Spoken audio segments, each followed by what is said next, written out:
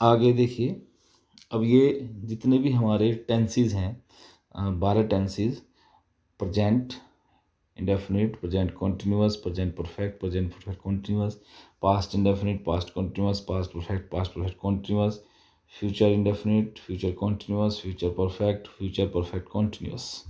तो इन सब में एक ही सेंटेंस को बेस बना करके उसी पर सारे कौन सी फॉर्मूला जो यूज़ किया गया है कि कौन सी वर्ब की फॉर्म आएगी, कौन सी हेल्पिंग वर्ब आएगी, वो आपको दिया गया है। तो इसी के आधार पर आप इनको अच्छे से समझ सकते हैं। देखिए, प्रेजेंट इंडेफिनिट टेंस में ही रीड्स अ बुक, वह एक किताब पढ़ता है। तो इसकी passive voice a book is red by him, उसके द्वारा एक किताब पढ़ी जाती है।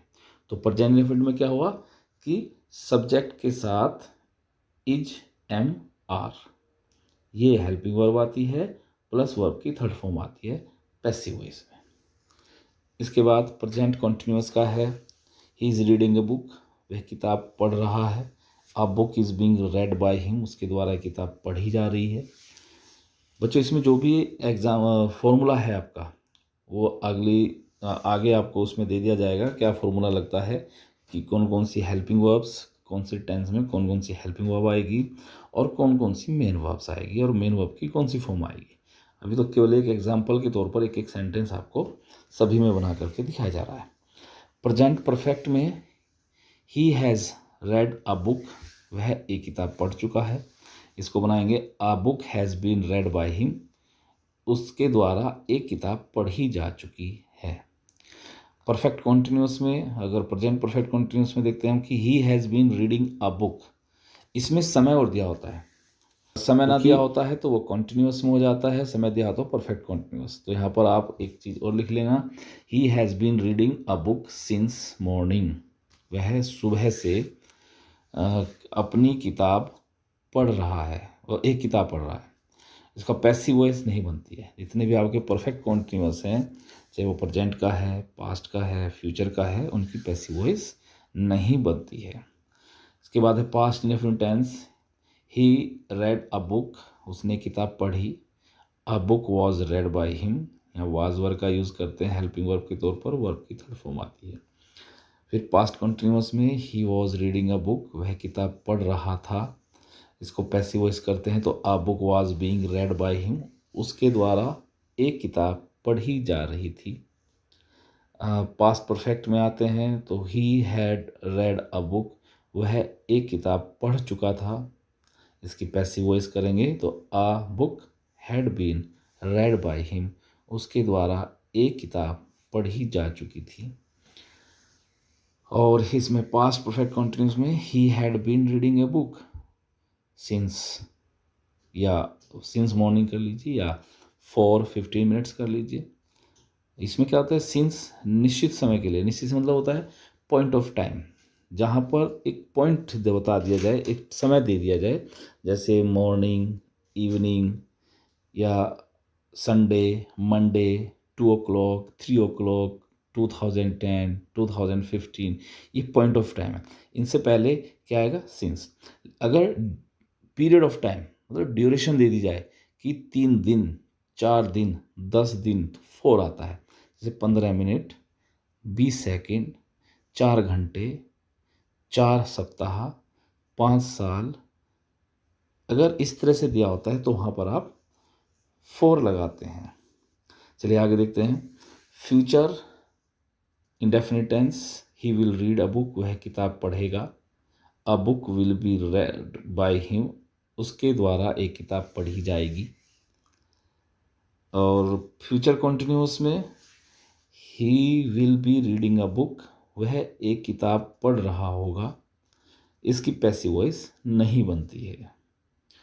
इसके बाद फ्यूचर परफेक्ट टेंस में he will have read a book, वह किताब पढ़ चुका होगा। इसको पैसिव वॉइस में चेंज करते हैं तो आएगा a book will have been read by him, उसके द्वारा एक किताब पढ़ी जा चुकी होगी। और फ्यूचर परफेक्ट कॉन्टिन्यूस में he will have been reading a book since morning, वह सुबह से एक किताब पढ़ रहा होगा, तो इसकी पैसिव वॉइस इसकी भी नहीं बनती है। तो बच्चों आप देखते हैं कि हम अलग अलग टेंस में किस तरह से कौन कौन सी हेल्पिंग वर्ब्स का प्रयोग करते हैं, कौन सी मेन वर्ब का प्रयोग करते हैं, और एक्टिव और पैसिव में हम सेंटेंसेस को बनाते हैं।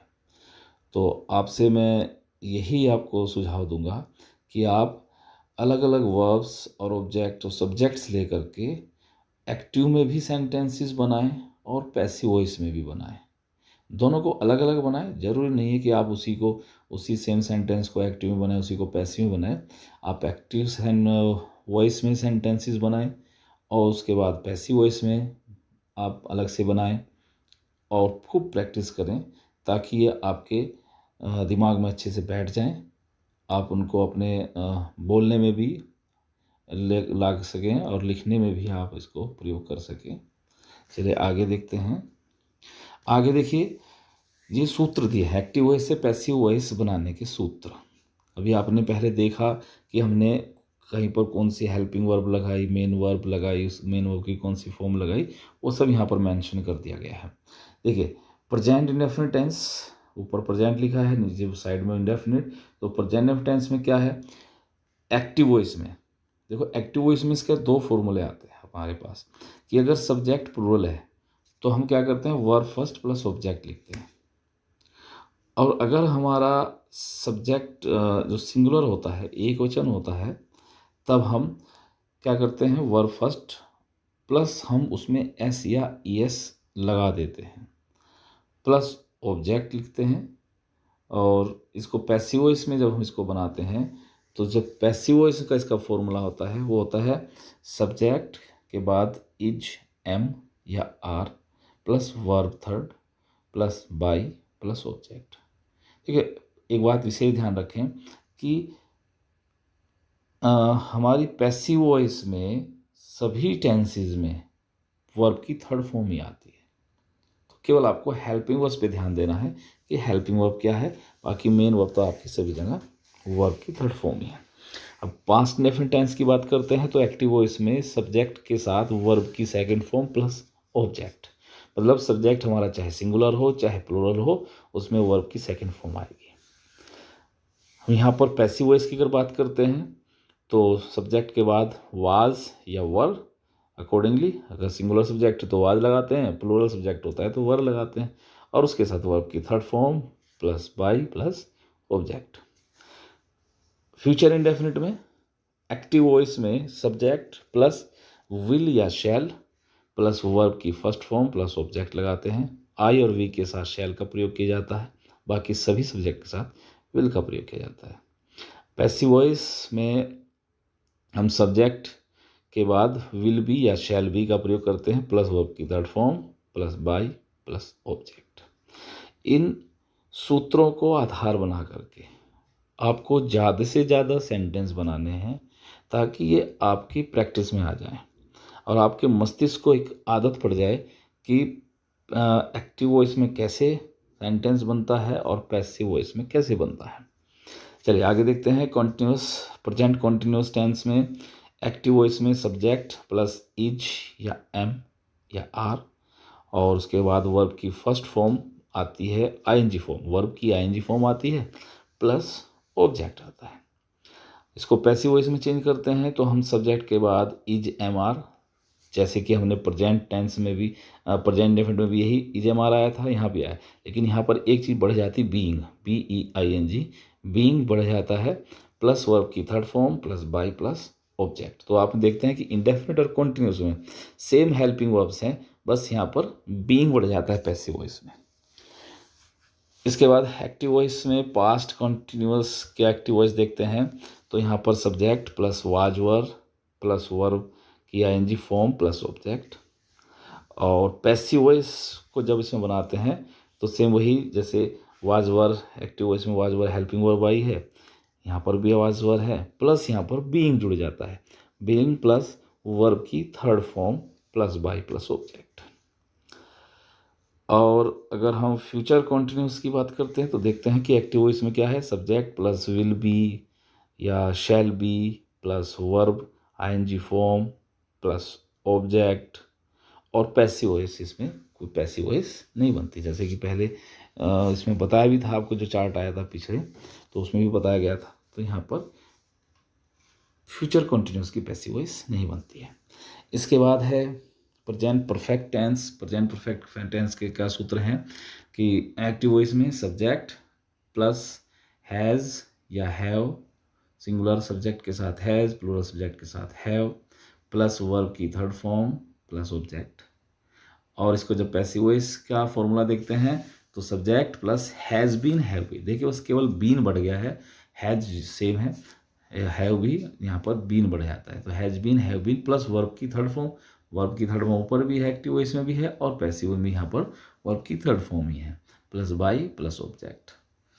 उसके बाद पास्ट परफेक्ट टेंस में एक्टिव वॉइस में subject plus had plus verb की थर्ड फॉर्म प्लस ऑब्जेक्ट। यहाँ पर सिंगुलर हो चाहे सब्जेक्ट, चाहे प्लूरल हो, आपका हैड ही आना है और वर्ब की थर्ड फॉर्म आनी है।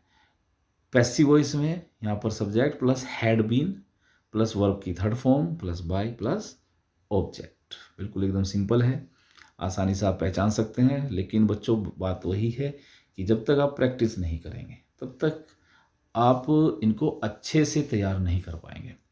फ्यूचर परफेक्ट टेंस में क्या है, एक्टिव वॉइस में सब्जेक्ट प्लस विल हैव या शैल हैव प्लस वर्ब की third form plus object. Passive voice में सब्जेक्ट प्लस विल या shall plus have been plus verb की third form plus by plus object. देखिए ऊपर वहाँ पर एक्टिव वॉइस हम देखते हैं तो विल हैव और shall have helping verb I है, यहाँ पर विल हैव बीन और शैल हैव बीन बन जाती है, बीन जुड़ जाता है इसके साथ में। Perfect continuous, present perfect continuous में एक्टिव वॉइस में क्या होता है कि सब्जेक्ट प्लस हैज़ या हैव प्लस बीन, मतलब हैज बीन या हैव बीन प्लस वर्ब में आईएनजी फॉर्म आती है प्लस ऑब्जेक्ट प्लस फॉर या सिंस प्लस टाइम। मतलब टाइम दिया होता है, मैंने पहली वीडियो आपको बताया भी था, जो चार्ट पढ़ रहे थे हम, उसमें वही है कि पॉइंट ऑफ टाइम अर्थात morning, evening, 2 o'clock, 3 o'clock, Monday, Sunday, जनवरी, फरवरी 2010, 2015 एट्सेट्रा, यहाँ पर इनको पॉइंट ऑफ टाइम कहा जाता है, इनसे पहले सिंस आता है। और जहाँ पर पीरियड ऑफ टाइम दिया हो, ये ड्यूरेशन दी हो, जैसे 15 मिनट, 10 सेकंड, 2 घंटे, 5 दिन, 3 सप्ताह, 4 महीने, 10 साल, तो यहाँ पर आपको इनसे पहले फॉर लगाना है। यहाँ प्रेजेंट परफेक्ट कॉन्टिन्यूस की पैसिव वॉइस नहीं बनती। मतलब किसी भी परफेक्ट कॉन्टिन्यूस की, चाहे वो पास्ट परफेक्ट कॉन्टिन्यूस है चाहे फ्यूचर परफेक्ट कॉन्टिन्यूस, इनकी पैसिव वॉइस नहीं बनती है। अब पास्ट परफेक्ट कॉन्टिन्यूस की एक्टिव वॉइस देखते हैं कि सब्जेक्ट प्लस, यहाँ पर ये गलती से हैज बीन लिखा गया है, ये हैड बीन है, इसको ठीक कर लेना।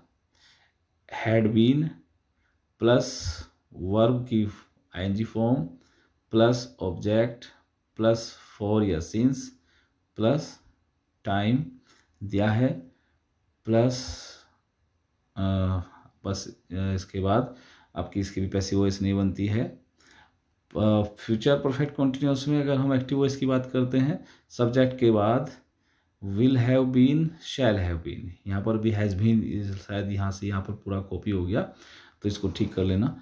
विल हैव बीन और shall have been plus verb की ING form plus object plus for या सिंस प्लस टाइम, और इसकी भी पैसिव वॉइस नहीं बनती है। इन दोनों में विशेष ध्यान रखना, ये जो हेल्पिंग वर्ब है पास्ट परफेक्ट कॉन्टिन्यूस में had been plus verb ING form, और फ्यूचर परफेक्ट कॉन्टिन्यूस में विल हैव बीन और शैल हैव बीन रहती है।